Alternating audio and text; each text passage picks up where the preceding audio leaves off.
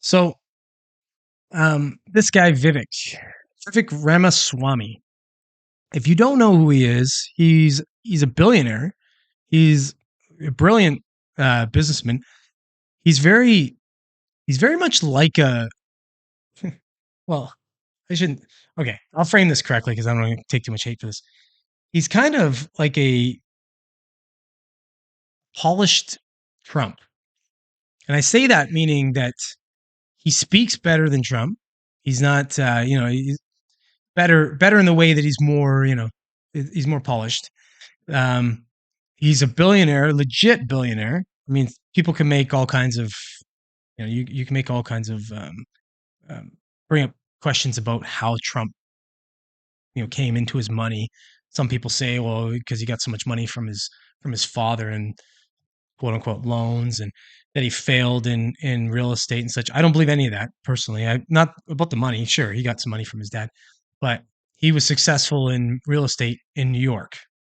I mean, it's got to be one of the toughest places on the planet to be successful in real estate.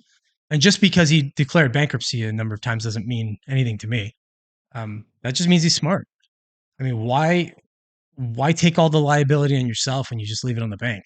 And then if you have to default or something, you just default, and then someone else is holding all the issues. I personally know people that have bought and held commercial property and then not been able to sell it, and they just hold it, and they got to pay the taxes on it. They've just got to carry the property. They can't get rid of it unless they're selling it on literally pennies on the dollar, because nobody wants it, especially before like some of the crashes and stuff. Like former clients of mine had property in the Bahamas that they couldn't get rid of. They just had to hold on to it, and no, because nobody wanted to buy it. And this was after 2008.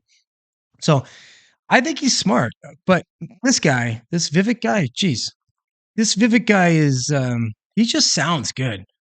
I mean, he's a bit young. I think he's in his 30s. I'm going to read this article and see if it does say this. I think you'll probably tell. Okay, so if the 2024 Republican contest ended today, the big winners would be Donald Trump, the presumptive nominee, and Vivek Ramaswamy.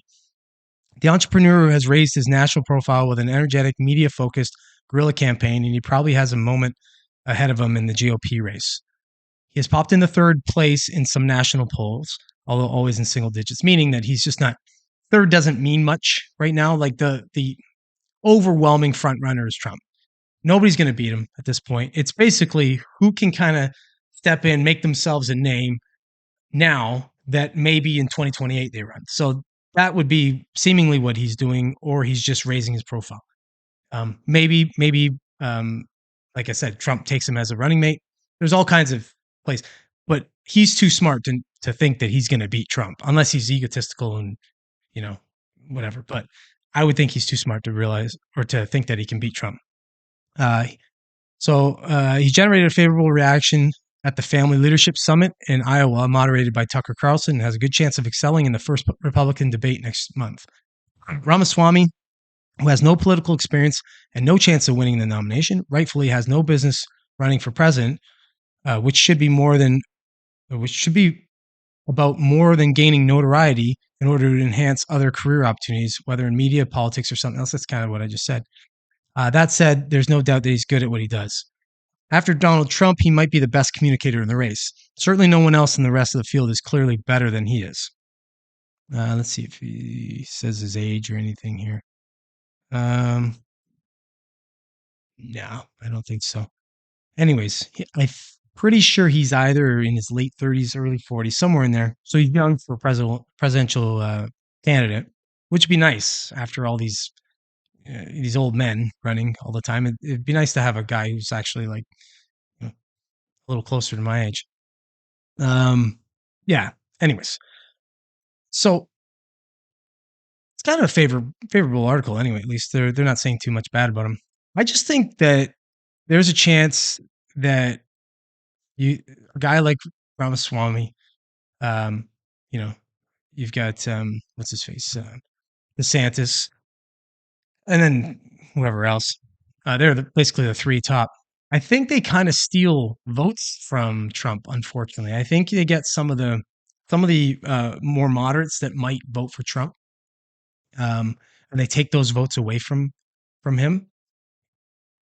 But it doesn't matter now. Okay, I guess it doesn't really matter if because Trump's going to get the nomination anyway, so he gets the Republican nomination. Now, I don't think if they run for Republican, I'm not sure if they can actually back out and then run independent. If that's the case, I don't know U.S. politics that well. If that's the case that they can, well, then that would be a problem. That'd be like another Ross Perot back in the '90s when um, people arguably say that Ross Perot won the election for Bill Clinton.